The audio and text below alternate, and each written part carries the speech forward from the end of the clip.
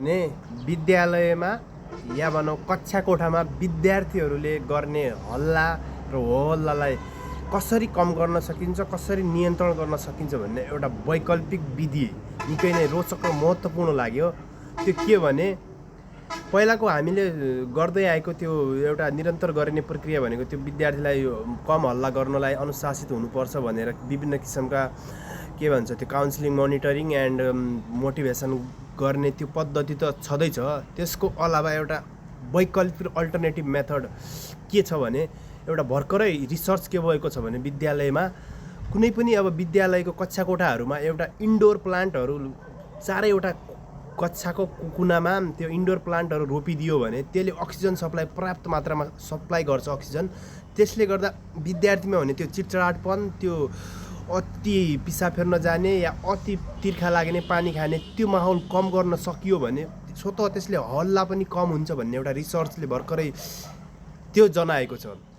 अब यो रिसर्चको ठ्याक्कै सोर्स भेटाउन सकिएको छैन। एउटा अन्तर्वार्ताको क्रममा डाक्टर नवराज केसीले बताउनु भएको छ यो प्रसङ्ग र साथसाथै डाक्टर योगी विकासानन्दले पनि यो प्रसङ्गलाई बताउनु भएको छ। यो रिसर्च भएको छ विद्यालयमा। यसले गर्दा विद्यालयमा विद्यार्थीहरूले छिनछिनमा बाहिर पिसाब फेर्न जाने समस्या पनि कम भएको छ र त्यो चिडचिडाटपन र त्यो होहल्ला गर्ने, त्यो अनावश्यक हल्ला गर्ने त्यो समस्या पनि न्यूनक भएको छ या घटेको छ रिसर्चले देखाएको छ भनेर बताउनु भएको छ। यसले के गर्छ भन्दाले अब त्यो विद्यार्थीहरू एकै कोठामा धेरै विद्यार्थी बस्दियो भने त्यसले के भन्छ कार्बन डाइअक्साइड बढी प्रड्युस गरिसक्यो भने अनि अक्सिजनको लेभल कम हुने भयो। अक्सिजन लेभल जब कम हुन्छ मान्छेमा तनाव र स्ट्रेस बढ्दै जान्छ। त्यसले गर्दा पनि चिडचिडाटपन, होहल्ला बढ्ने कारण हुन्छ।